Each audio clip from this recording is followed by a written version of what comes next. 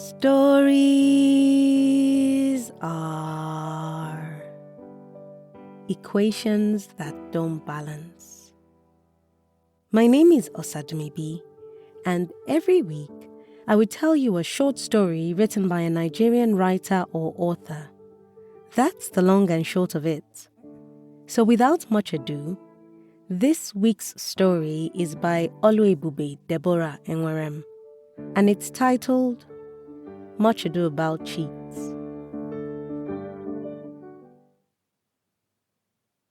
K was not one to be termed beautiful, but she could hold her own in a room. She probably woke up that morning and said to herself, "It's just another paper. Let's do this." And then she picked up her faux Gucci handbag and walked towards the exam hall. I, on the other hand, was somewhere on the other side of campus, praying the bus would go faster, as I had a habit of going late to exams. I simply could not afford to be late today because it was an important paper, a course on storytelling. And this semester, we had covered classical writers who both bored and excited me. It was my major, so I had to pass. I had barely made it to the exam hall in time to find a seat when the strongest fragrance hit me. K had arrived. I bent my head in prayer, ignoring the stench, hoping K would not see me or venture to the empty seat beside me. But as the saying goes, man proposes and God disposes. While I fidgeted like crazy, struggling to compose myself, K spotted me.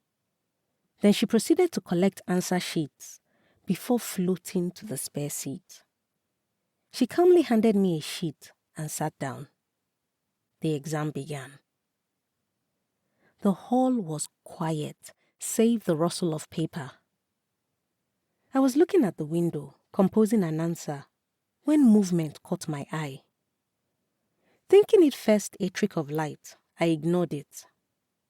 Distracted, I observed for some minutes as students in the next hall filed out, and then I resumed my writing. Minutes passed, and there it was again, the movement, the trick of light. But having been more aware, I knew for certain it was no trick. You see, K had decided the questions were too tough to attempt and employed the ever-handy Google. My trick of light was no more than K's backlight. From the age of 12, I had begun learning how to mind my business and to face my work diligently. So I ignored K and went back to my paper. 30 minutes more. The voice of Mr. E filled the hall, causing a rancor. Glancing at K, I saw defeat flit across her tired expression. I watched as she turned page after page of her answer sheet, and I saw that even with Google at hand, she had barely written a word. I stared as confusion washed over me. And after a few attempts at sign language dialogue, I opted to watch as the distressed K smoothed her top and adjusted the pair of shades nestled on her braids. That is when it dawned on me. Even though she had the answers, she couldn't recognize it as such. Shaking my head at the wasted effort for an easy A, I resumed my own writing.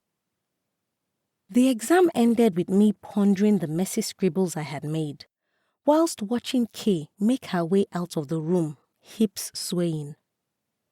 I prayed my answers were intelligible and that Mr. E would deem them intelligent critical analysis. K. It turned out she made a B in that paper.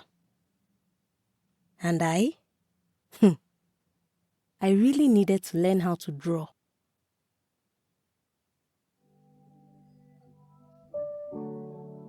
Oluebube Deborah Enwerem is a young writer who resides in Port Harcourt. She is a graduate of the University of Port Harcourt, where she studied theatre and film. She lives with her parents and their dog, Bruno. Despite a growing life, she finds the time to pen down her daydreams under the pen name The Storyteller. Teller spelled You can read more of her work on Medium at The Storyteller and connect with her on Instagram at The Storyteller. Details and links will be in the episode description. If you've got a story you would like to be featured on this podcast, or a published book you want to make into an audiobook, send an email to info@osadmebi.com or send me a message at osadmebi on either Facebook, Instagram, LinkedIn, or X, formerly Twitter. I look forward to collaborating with you. And if you've enjoyed this week's episode, please subscribe, leave a review, and tell someone, everyone, that stories are a good escape for a few minutes each week.